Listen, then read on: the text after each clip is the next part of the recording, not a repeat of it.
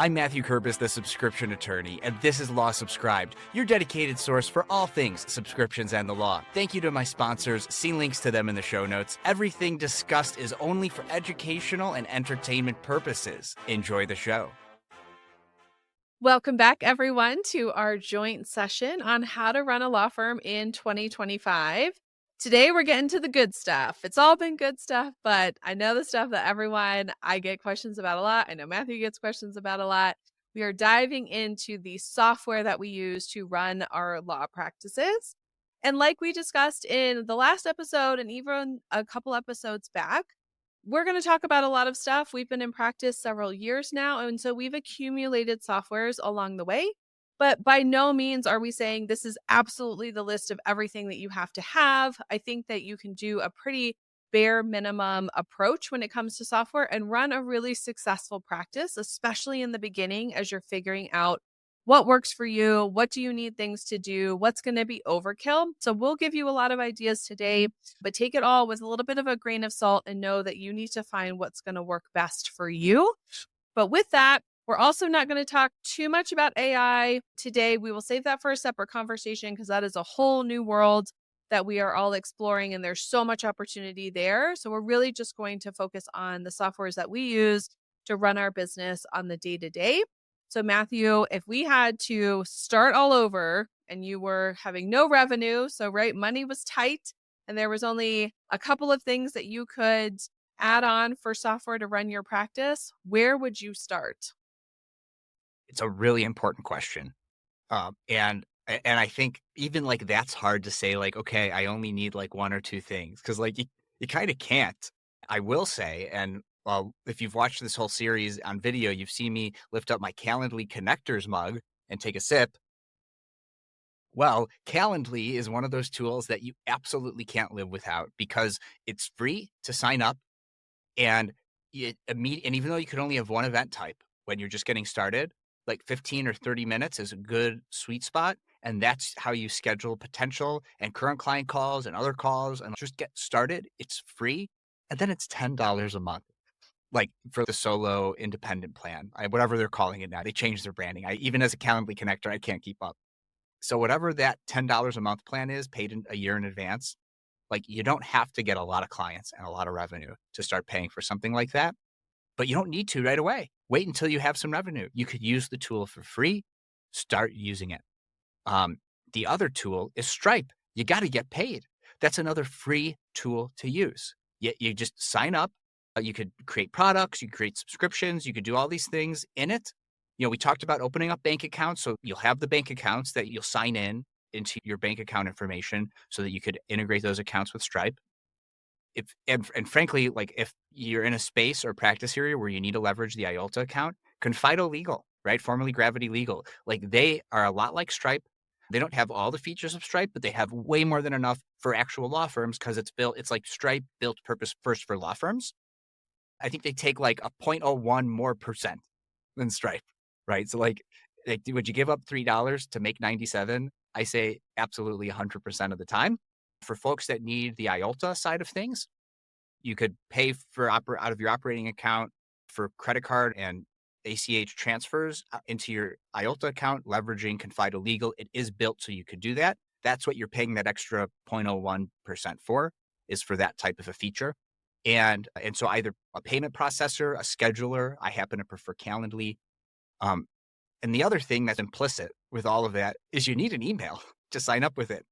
So then you have to talk about two other like software platform type things. So either Microsoft 365, where I think their entry level is the same as Google Workspace, which is the other one, which is around $6 a month just to get started. But then you also need a domain. And so you need to pay, $30 to $40 a year. Those prices do keep going up for a professional domain. And we talked about branding and getting a domain and all that stuff in a previous episode.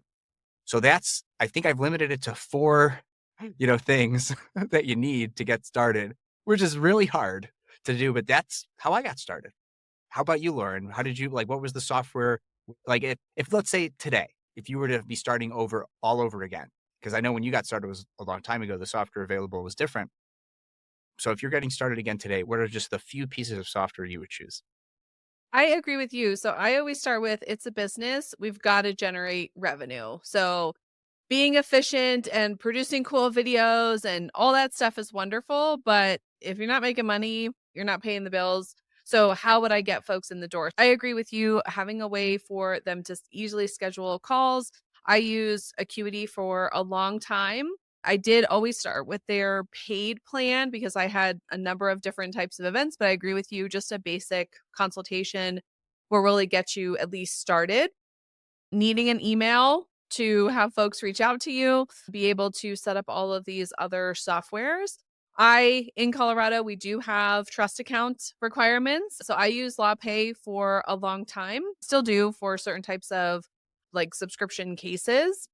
They are super easy. They do the same thing as it sounds like the other one does, right? But you do want to make sure that you work with one that understands the difference between operating a trust accounts and takes the fees out of the right one, but having something where some folks can pay you.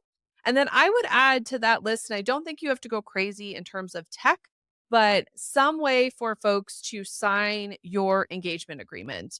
So I had a CRM which had it all integrated. I don't think that's absolutely necessary. It certainly made it easier.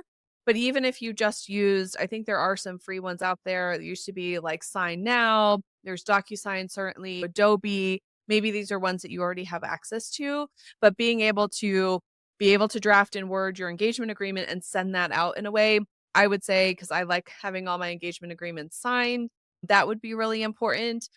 And then I don't know if it's absolutely critical, but from my background, I would argue that it is. I think you need some sort of web presence. So this goes to the domain, right? So not only a domain for your email, but folks have got to be able to find you. And you could be out to all the networking events, talking to everybody, but they may not be willing to pull the trigger right then and there. They may want to think about it and they're going to go look you up. And so if you don't have some sort of web presence, I think that can really hurt your business. I built my website on WordPress. Again, this was my background, so this wasn't a huge lift for me, but there are some wonderful sites out there now that make it easy. There's a lot of templates. You just sign up with them and then they help you create a website. But I think that you need at least something that will give you a web presence where you can put that Calendly link or that Acuity link where folks can schedule a call with you. You can put information about how you serve your clients.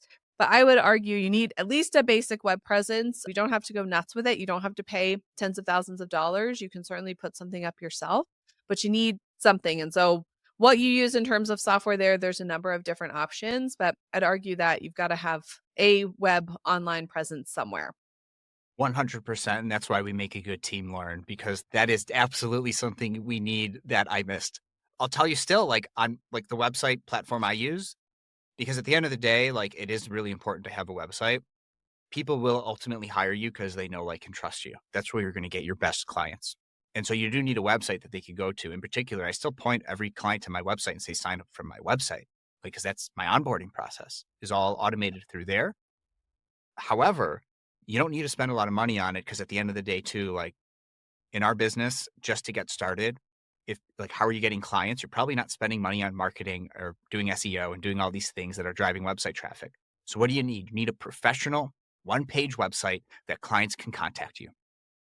Like it doesn't need to cost a lot of money. There's a lot of these out there now. I've always been a big fan of Card with 2Rs.co, CARD.co. I now spend, I think like with the sale, like they always have a Black Friday sale. And that's always when I renew, even though it's a few months in advance of when my actual renewal date is, because you end up saving like 50%. I'm paying for the pro amount or the pro plus amount or something like where you could have like up to 30 websites because I have so many domains and that's a separate problem. But when I was just getting started, I was like $20 a year. And I think it's like, it's around that right now to get up to 10 professional domain websites, like a year, not a month, like WordPress and some other places, $20 a year to get up to 10 domains of custom websites with professional access to the pro templates. Because there's freemium, like you could do yourname.card.co, just like with Substack, yourbrand.substack.com, right? Similar kind of a thing. Because Substack is another one of those platforms. I'm like, make a newsletter. It's free. If we're already talking about websites. In fact, you might want to figure out a way to just make Substack your whole backend, because you could put in links and stuff into things and like tabs and everything on Substack. or maybe it like links to like a Sweet Dash style thing, which is what I have that powers my client portal. And you could probably even put in Stripe payment links if you just want to use Stripe or Confido Legal to like start them on their subscription or pay the fee or whatever. You could probably just do that right on Substack. And if you want the custom domain on Substack, it's a one-time $50 payment. A one-time $50 payment, right? To have that custom domain backend powered by Substack. Like it depends, obviously. Like I don't necessarily recommend that's what you use for your website, but you can. And it's a content platform. And they only make money when you make money through the platform. And you can't like charge for legal fees through it because of fee splitting prohibitions probably. Consult your local ethics attorney on that. Obviously, no ethics advice given. But I've been super happy with Card. I've been able to change and move things around on my website a lot. You can't do some of the things you could do on your Squarespaces, on your WordPresses, on that. But like, do you need to is the question, is do you really need to? And when you're getting started, the answer is most certainly no. So a cheap site like Card that gives you a nice professional one-page website, that's all you need to get started. Anything Yeah. else? Like what's next on your list, Lauren? So I would say the lower level in terms of pricing things that I just love that made a big difference without having a huge economic impact were things like Text Expander. Zapier, I think, has a free version that does a lot. So when I started to get more clients and now the revenue was coming in relatively consistently, I then switched to, okay, I've got the pipeline open. Folks are finding me. Now, how do I deliver services with more quality and more efficiently? And so I started to put those pieces together. So Text Expander is really inexpensive. I forget, I think it's like 25 or 30 bucks a year. I can't remember, but that was super helpful to be able to use consistent language where here's my welcome to being a new client email. I would just create it once and then be able to easily paste it in a new email without having to go search for it or pull it up in Word or just take time to do that. So I really love Text Expander. And then Zapier for kind of those automated tasks that you want to have happen without you having to do anything. So they do have a free version that allows you some basics. I think you can do two-step zaps, and it will limit like the number that you can run per year, but it's a pretty high or per month, but it's a pretty high number. So if you want to, when a new client comes on board, create an email folder for them, which is what I do. Like that happens automatically, or add these folders into your document management system. Drive is a great free one. I use Dropbox to be able to manage client files, but being able to add in those small tasks as I found that I was repeatedly doing them with every new client that I would onboard, really finding those spots where it's either free or a very low cost that can really save you in terms of your time and just make you a lot more efficient. So I love those ones. Those are some of my favorite ones that I still use to this day. Do you have any of those like automated time-saving ones that for their cost seem like they are well worth it in gold? I actually, believe it or not, don't, because that's part of the AI conversation. And so like I'm using AI more in that way. I do have a question for you though, Lauren. Like, do you know like are you still using Text Expander? Yep. Like what are you paying? Like what's the monthly subscription for that? I want to say it's 30 bucks a year, like Oh, super cheap. oh, that might be totally worth it. I have found through like just trying to learn about if there's anything my Mac Mini M4 Pro does that like other Mac Minis couldn't do. I was watching some YouTube videos and I found that there is a built-in version of Text Expander in the most up-to-date Mac operating system. And it's probably been there for a long time and I never knew. You go to System Settings, you scroll down to Keyboard, and like you never necessarily think to look for it there. And it's under the text input heading and you do text replacements. Now, these are things like where if you put like a C in parentheses, it automatically makes it look like a copyright. So I set up all these things now in there where it like puts in my email, it puts in my like whichever email, it puts in my name, my address, my firm name, all these things. So like that's kind of like what the text expander features are, but it's just built in to the Mac operating system. Now, just like with your Calendlies, because if you pay for Microsoft 365 or Google Workspace, you get some scheduling tech in there, Microsoft Bookings, Google Appointments. It's not quite as good as the third-party solutions where that's all they do. So they focus on how could they make scheduling better, like with Calendly. Text expanders of the world are like how could we like really plus this product offering? So I'm sure you could do a heck of a lot more with Text Expander than you can with just text replacements in a Mac.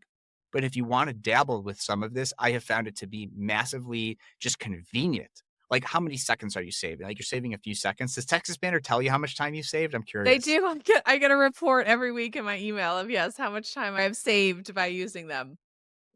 Yeah, so I mean, I'm not getting that. And it's just like it's just super convenient to have that type of a feature. So I always thought about doing a text expander type thing, but then I was thinking, well, like I have to like lean in and I have to do all the things and I have to set it up and do that. And I'm already pretty efficient. And like these days, other than filling in some forms online to like attend an event, which now I have totally like quick keyed, um, I just tell AI, I want you to redraft this way. I want you to redraft that way. So saving more of that conversation to another way, another part of another episode. Looking at my list, yeah, I don't really have anything that's like specific to that. That's not like a quote unquote AI tool. But a lot of these things are AI powered. Like you mentioned e-signatures, right? Like my next subscription was like Adobe because I needed e-signature and I needed a PDF editor. And now actually Google Workspace on the business level subscription where you're paying $12 a month, which I got to pretty quickly because I needed that extra storage space up to 2 terabytes of cloud storage. Like they've released an e-signature tool now. And so I'm thinking like, is there a lower level of Adobe where I'm not paying $20 a month plus tax, where it's just the PDF editor and conversion? Because I've been testing out the Google Workspace Business Standard and above PDF e-signature, and it's very similar. It lacks some of the features, like you can't say you want somebody to sign first. So if that really matters to your practice, maybe you still need a like a DocuSign or an Adobe or whatever. But for just like random e-signature things, like you might already be paying for it. You just have to figure out if your software does it. And that's another thing. I should have mentioned this in our how we learn about new tech conversation. But if you're a Google Workspace user, you can opt in to receiving like daily or weekly updates about all the new features that they're releasing.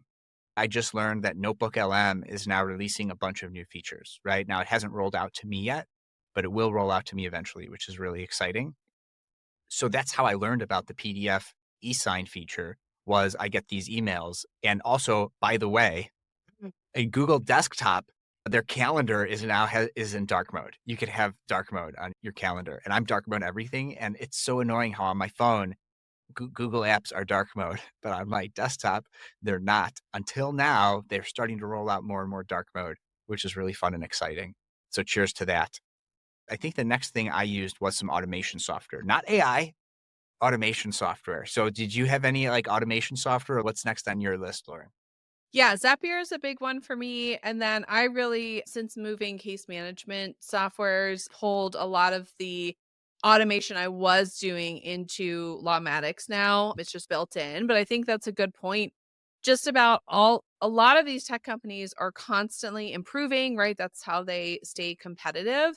And they're pulling in features that we all need into their system. So Google is a great example, right? Folks need to e-sign documents. That's everywhere now. And so it's smart for them to do that. So I think that it really just goes back to not assuming you're going to put something in place and set it and forget it, but constantly being able to review it. We talked about this and how do we approach tech in general in terms of our principles there. But that's such a great point is just make sure you're staying on top of what your systems do, what they may add on, and then how you could potentially consolidate. But yeah, automation for me is really big. Just being a true solo, right? Like you, Matthew, like I only have so much time in the day. I don't want to do admin tasks over and over again. Those drive me nuts. And so any way that I can find where it will just do it automatically is definitely something that I'll put in place. I even do within Gmail, within Google's Workspace that runs my email, I put in filters for all of my clients. So this isn't like super techy, but when I get a new client, I create a filter. If I get any email to or from this email address, then put it in this folder. And that helps me keep my inbox organized because I don't need 50 emails every hour popping in there. I want to be able to say, oh, Jane Doe sent me a new email. I'm working on her case. Let me go see what her email was about. Was it maybe something I was waiting on? So even things like that where it's not the cool automation, right? It doesn't necessarily work on its own, but once you set it up, things will run in the background and will keep you more organized and just make running the practice a lot easier. Yeah, yeah, and I gotta check our planning doc because do we have talk about SOPs on there? Because like, that standard operating procedure of setting up a filter, email comes in, it goes to a folder, and how you handle that, I think is a super important conversation. I use filters a lot as well, but it's only if I get an email from somebody trying to sell me something that's not related to my practice or, like, shows up in my spam folder. I filter it to auto delete, and so I never see them again. Yeah. That's the only way I'm using my filter. For the way I'm leveraging my Google Workspace Gmail app, is I have 4, like, folders. Okay, it goes like this: my inbox, my follow-up, my archive, and my delete, and that's it. And I try to get as close to inbox 0 as possible, and while I don't always stick to it, I try to only look at my inbox, like, 2 or 3 times a day. And so that's how I handle it. Now, I still think you could do a combination of what we're doing, Lauren, where you could still filter it to be a particular client. And this again depends on your practice, right? I'm fractional general counsel. I'm just working on stuff all the time and I do maintain separate files. And if I can't believe I do this, but sometimes if there's a really important email, I will save it as a PDF to the file because 99.99% of the emails are not important. And so I just filter them away into archive after I finished up with them and follow up. And that just helps keep my brain organized with like not seeing a bunch of like to do things. It makes your email inbox not a to do list. But the filter thing is really important. And you could keep those filters to also go to the folders, but important ones you mark as follow up. So even if you're in that folder, you could see tagged in the Gmail, this is a follow up. This one's important. This one's priority. So that I guess would be my recommendation to the listeners on that if you wanted to take a hybrid approach to the way Lauren and I are doing it. Yeah, and email management I think is really important. Not treating your inbox as a to-do list is huge. It has taken me so long to get away from that. It's so easy to do that because we're in there all the time. So I love of my softwares of what would be the next thing I probably couldn't live without is my task manager. So I use ClickUp. There's so much more that thing does because it's really built for teams that I don't use, but I just love it because I can send emails to my task list. So that allows me, instead of letting it sit in my inbox and I constantly see it and I'm just not ready to deal with it, I can send it to ClickUp. It'll create a task for me. And then I can, like you, file away the email so I don't have to look at it. And then I like that I can create templates for all my different types of cases. So when I get a new client, they're a new estate planning client, I can add the template of tasks to their folder and ClickUp. So for John Doe, I now have the full string of tasks, and then it just keeps me on top of things. I knock on wood, rarely have I haven't thought about that case in forever, or I forgot to follow up with that person. ClickUp really does help me stay on top of things. And I've tried tasks in Clio when I used them, wasn't as robust. You couldn't do like dependencies. So I need stuff like if I move it from Tuesday to Thursday, I need everything else to move after it. ClickUp really helped with that. I've used Asana in the past and I think that's similar, but having some sort of system where you know what do you need to work on, what's priority, what's going to keep you focused so you're out of your email, I think is really critical, whatever that looks like. What does your task management system entail? Yeah, so I in addition to having 2 terabytes of cloud storage for through Google Workspace, and since I have the 2 companies, I've actually got 4 terabytes, but I really try to keep Kerber's first things separate from law firm things. I think I do a pretty good job about that. I also have 2 terabytes of iCloud storage. And then I also have an external SSD card that's 4 terabytes because my new Mac Mini M4 Pro is 4 terabytes. So I have like even physical backup, right? And then I've got my actual like SSD on my Mac Mini. So I think I'm like quadruplicate. I've got all my data backed up in quadruplicate, which is crazy. But it's also all in the cloud in 2 places. So I get it from anywhere that I want. I am just using like the Mac folders integrated with Google Drive, primarily in the Mac OS. So there's an app that you could download that integrates your Google Drive with your Mac, and it's a Google app so that you can just, if things are saved and uploaded in Google Drive, you just interface with them just like in the folder system on the Mac. I've been using Macs forever. I'm super comfortable with it. I have just like so much of my work is just clients schedule calls with me, and then I schedule things on my calendar to review the contract, draft the contract.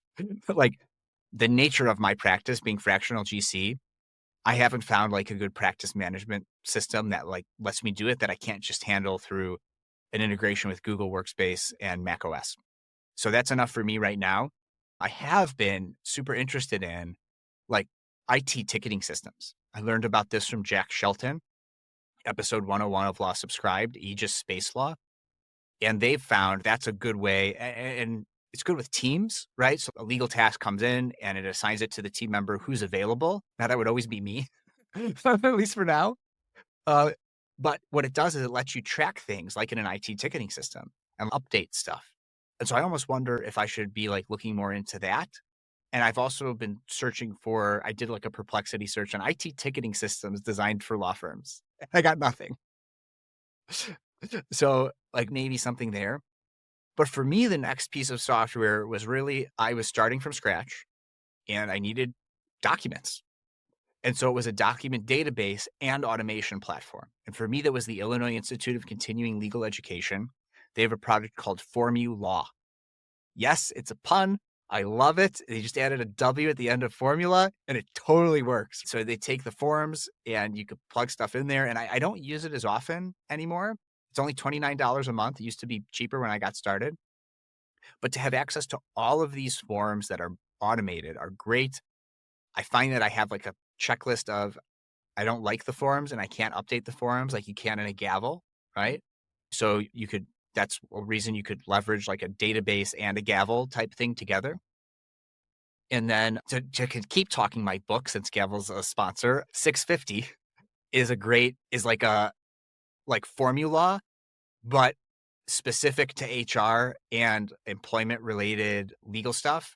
So and it's no offense to the Illinois Institute of Continuing Legal Education, but 650 just does a much better job because they also have that niche, right? They're just focused on these documents, not any general practitioner document, right? So 650 just does a much better job with the document database and automation platform. And they've done some interesting things with AI, as has Gavel, right, to superpower their software. So, and even Adobe uses AI. So we can't talk about some software without talking about AI. But these aren't like AI first platforms, even if they are automation or database based platforms. You may notice I don't quite have my 5 o'clock shadow and I'm in a different shirt. Well, that's because that was actually just part one of our software talk. Lauren and I went super long. And so we thought we're going to break it up into 2 parts because we don't want you to have to dedicate more than about a half hour to every single episode, 15 minutes if you're a 2-time speeder like me. So that concludes part 1 of our software talk. Make sure you tune in to next episode where you're going to get the second half of my conversation with Lauren Lester on software for running a law firm in 2025. And that's a wrap. Thanks for tuning in. Make someone's day by sharing this episode with them. The best way to get in touch is to follow and message me on LinkedIn. To get extra content, subscribe to the newsletter at www.lawsubscribe.com, where you can also become a paid subscriber to get episodes and content early. Until next time, this is Matthew Kurbis with Law Subscribed.